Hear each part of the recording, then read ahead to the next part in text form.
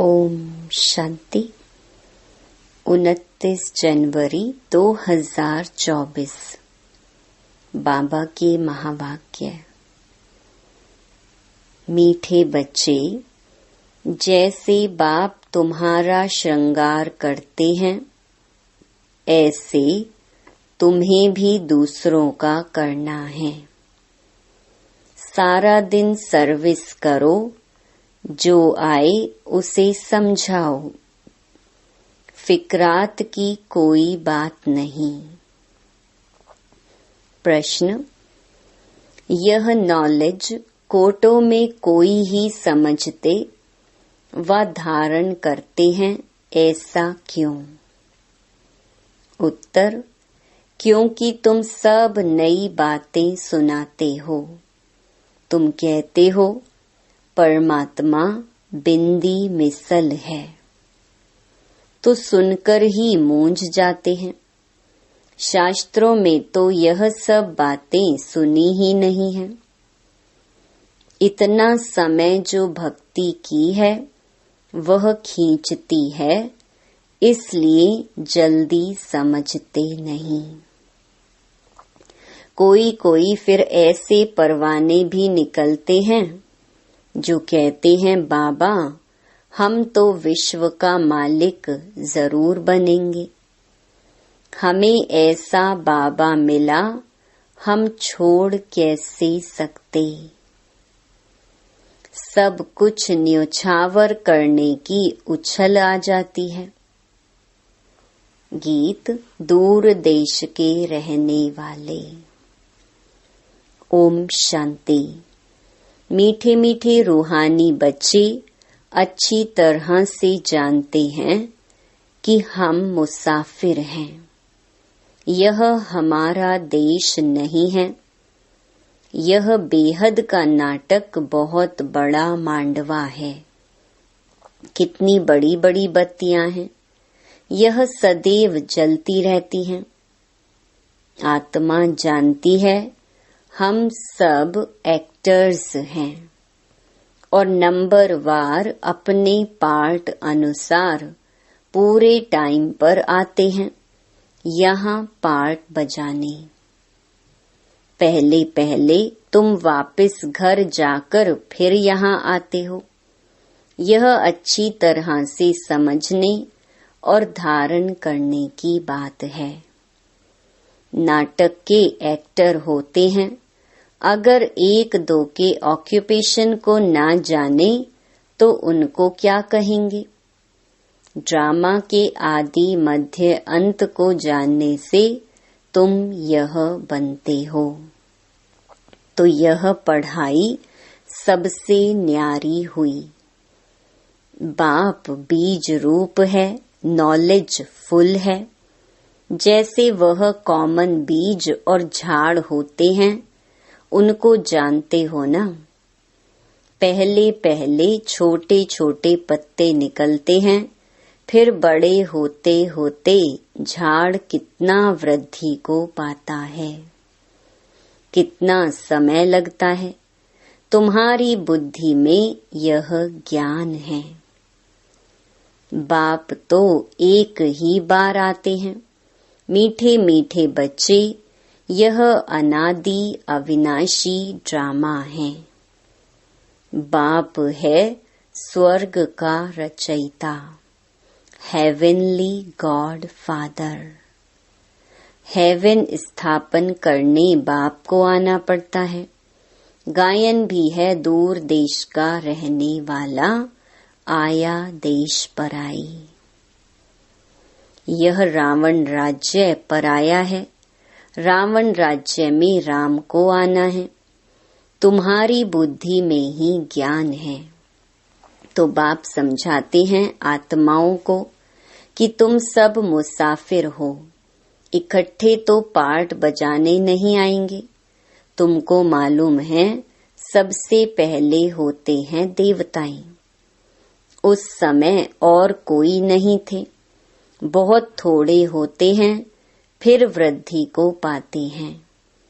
तुम आत्माएं शरीर छोड़ सब वहां आती हो यह बाप ने ही बुद्धि दी है। तुम आत्माओं को अब नॉलेज मिली है। हम बीज और झाड़ के आदि मध्य अंत को जानते हैं। बीज ऊपर है, नीचे सारा झाड़ फैला हुआ है। अभी झाड़ पूरा ही जर्जरीभूत है। तुम बच्चे इस झाड़ के आदि मध्य अंत को जान गए हो। आगे ऋषि मुनियों से पूछते थे कि रचता और रचना के आदि मध्य अंत को जानते हो, तो नेति नेति कह देते थे। जबकि वह भी नहीं जानते, तो परंपरा से कैसे हो सकता। ये सब बातें अच्छी तरह से धारण करनी है, भूलना नहीं है। पढ़ाई तो पढ़नी है, पढ़ाई और योग बल से ही तुम पद पाते हो। पवित्र भी जरूर बनना है, सिवाय बाप के और कोई पवित्र बना न सके। विनाशी धन दान करते तो राजाई कुल में अथवा अच्छे कुल में जन्म लेते हैं। तुम बच्चों को बहुत बड़े घर में जन्म मिलता है। नई दुनिया तो बहुत छोटी होती है। सतयुग में देवताओं का जैसे एक गांव है। शुरू में बॉम्बे कितनी छोटी थी, अब देखो कितनी वृद्धि को पाया है। आत्माएं सब अपना पार्ट बजाती हैं, सब मुसाफिर हैं। बाप एक ही बार का मुसाफिर है, हो तुम भी एक ही बार के मुसाफिर। तुम भी एक ही बार आते हो, फिर पुनर्जन्म लेते पार्ट बजाते ही रहते हो। अभी तुम अमर लोक में जाने के लिए अमर कथा सुनते हो, जिससे 21 जन्म ऊंच पद पाते हो। 21 पीढ़ी कहते हैं ना, पीढ़ी अर्थात बुढ़ापे तक। फिर दूसरा शरीर आपे ही लेंगे, अकाले मृत्यु नहीं होगा। वह है ही अमर लोक, काल का नाम नहीं। अचानक मृत्यु होती नहीं, तुम एक शरीर छोड़ दूसरा लेते हो। दुख की कोई बात नहीं। सर्प को दुख होता होगा क्या? और ही खुशी होती होगी। अभी तुमको आत्मा का ज्ञान मिलता है, आत्मा ही सब कुछ करती है। आत्मा में ही बुद्धि है, शरीर तो बिल्कुल अलग है। उनमें आत्मा ना होती तो शरीर चल ना सके। कैसे शरीर बनता है, आत्मा कैसे प्रवेश करती है, हर चीज वंडरफुल है। बाप कहते हैं, मीठे मीठे बच्चे, तुम्हारा स्वर्ग है वंडरफुल वर्ल्ड। रावण राज्य में 7 वंडर्स दिखाते हैं। राम राज्य में बाप का एक ही वंडर है, स्वर्ग, जो आधा कल्प कायम रहता है।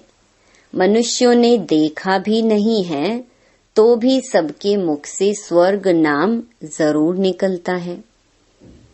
अभी तुम बुद्धि से जानते हो, कोई कोई ने साक्षात्कार भी किया है।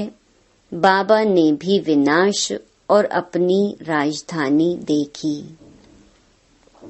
अर्जुन को भी साक्षात्कार में दिखाया है। अब बरोबर यह है गीता एपिसोड।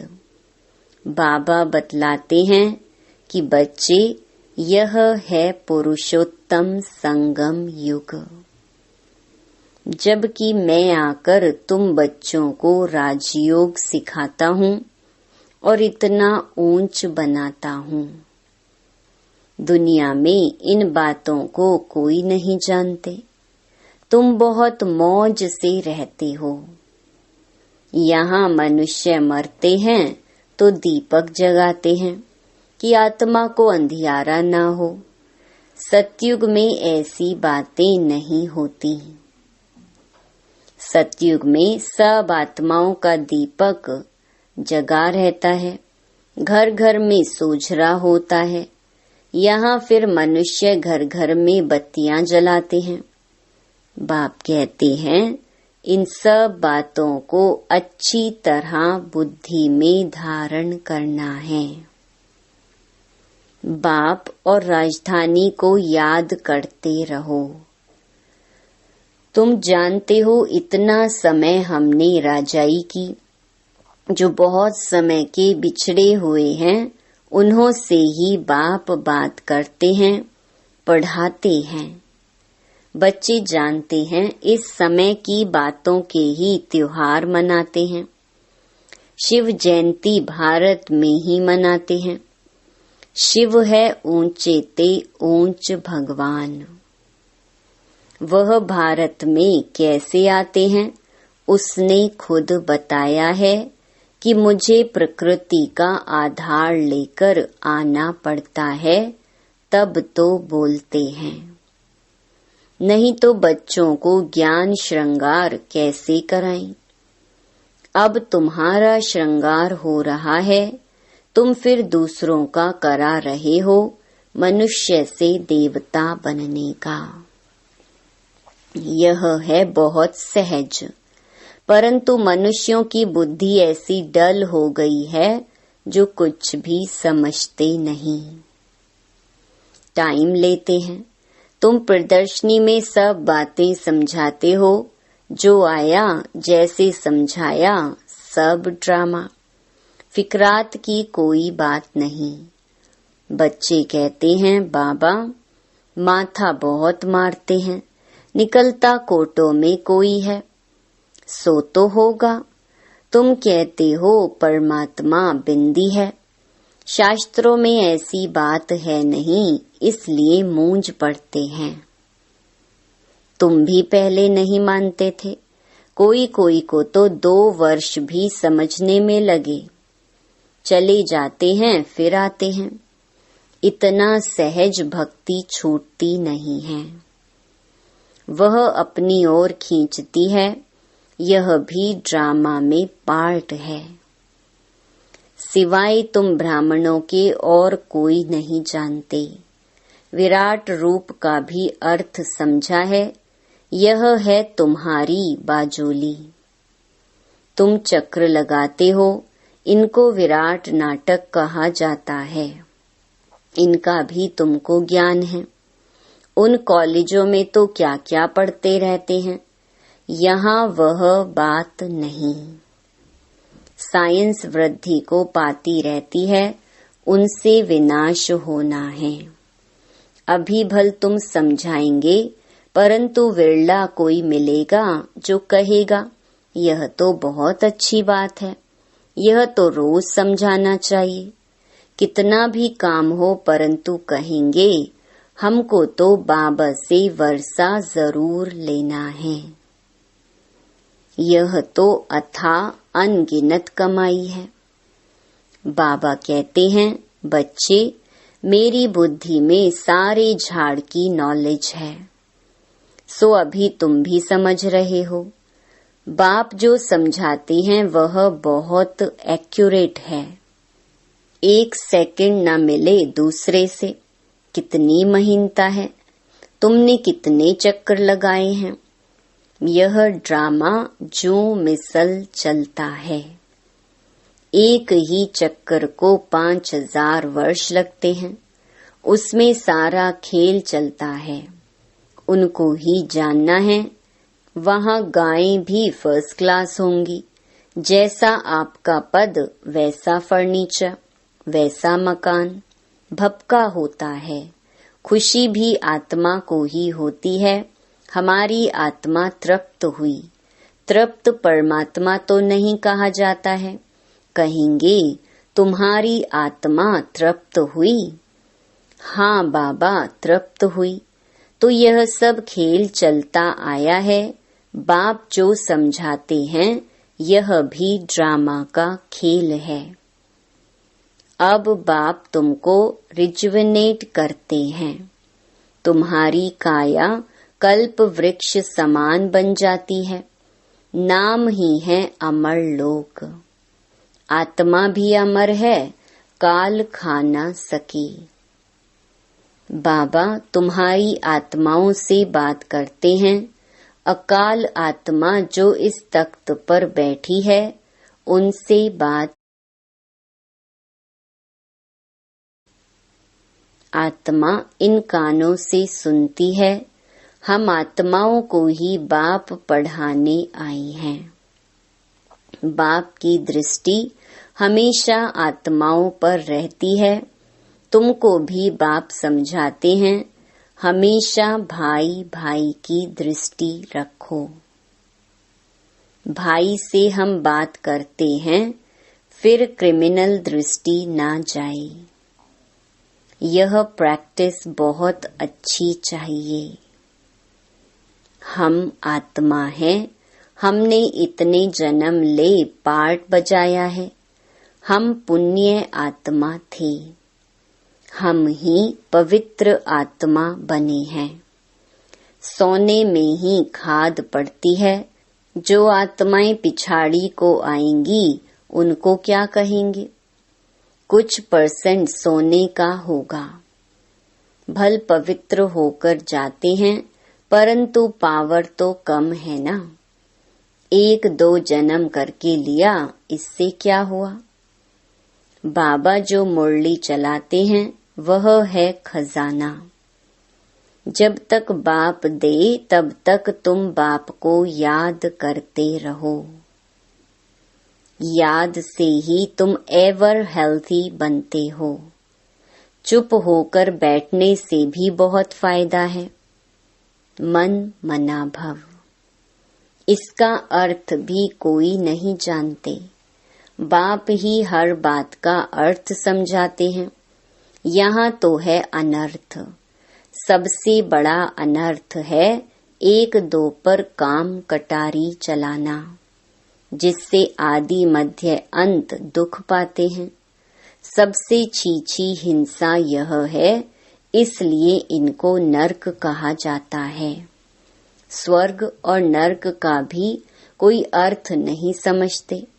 वह है नंबर 1, नर्क है नंबर लास्ट। तुम जानते हो, हम इस विश्व नाटक के एक्टर्स हैं। तुम नेति नेति नहीं कहेंगे। तुम श्रीमत से कितने अच्छे चित्र बनाते हो, जो मनुष्य देखते ही खुश हो जाएं और सहज ही समझ जाएं। यह चित्र बनाना भी ड्रामा में नोंद है। पिछाड़ी को तुम याद में ही रहेंगे। सृष्टि चक्र भी बुद्धि में आ जाएगा। नई दुनिया कौन बनाता और पुरानी दुनिया कौन बनाते हैं, ये सब तुम ही जानते हो। सतो रजो तमो में सबको आना ही है। अभी है कलयुग। यह किसको पता नहीं कि बाप आकर हमको स्वर्ग का मालिक बनाएंगे। किसके ख्याल में भी नहीं आता। तुमको तो अभी सारी सृष्टि के आदि मध्य अंत की नॉलेज है। रचयिता बाप इसमें बैठ समझाते हैं कि मैं तुम आत्माओं का बाप हूँ, बेहद का टीचर हूँ। यह संगम युग है, पुरुषोत्तम युग। सतयुग और कलयुग को पुरुषोत्तम संगम। रचयिता बाप इसमें बैठ समझाते हैं कि मैं तुम आत्माओं का बाप हूँ, बेहद का टीचर हूँ। यह संगम युग है, पुरुषोत्तम युग। सतयुग और कलयुग को पुरुषोत्तम नहीं कहेंगे। संगम पर ही तुम पुरुषोत्तम बनते हो, जब बाप आकर राजयोग सिखलाते हैं। दिन प्रतिदिन तुम बच्चों को समझाने में बहुत सहज होगा। झाड़ वृद्धि को पाता रहेगा। क्षमा पर बहुत परवाने आते हैं, फिदा होने। ऐसे बाप को कौन छोड़ेगा? कहेगा बाबा बस हम तो आपके पास ही बैठे रहें, यह सब कुछ आपका है। ऐसे ऊंच बाप को हम छोड़े क्यों? जोश बहुतों में आता है। बाबा से विश्व की बादशाही मिलती है तो हम छोड़कर क्यों जाएं? यहाँ तो हम स्वर्ग में बैठे हैं, यहाँ कोई काल भी नहीं आ सकता, परंतु बाप की श्रीमत लेनी पड़े। बाप कहेंगे ऐसे नहीं करना है। उछल तो आएगी, परंतु ड्रामा में ऐसा नहीं है जो सब यहाँ बैठ जाएं। जोश आता है क्योंकि जानते हैं ये सब कुछ खत्म होने वाला है। जिनका पार्ट है वह सुनते रहते हैं।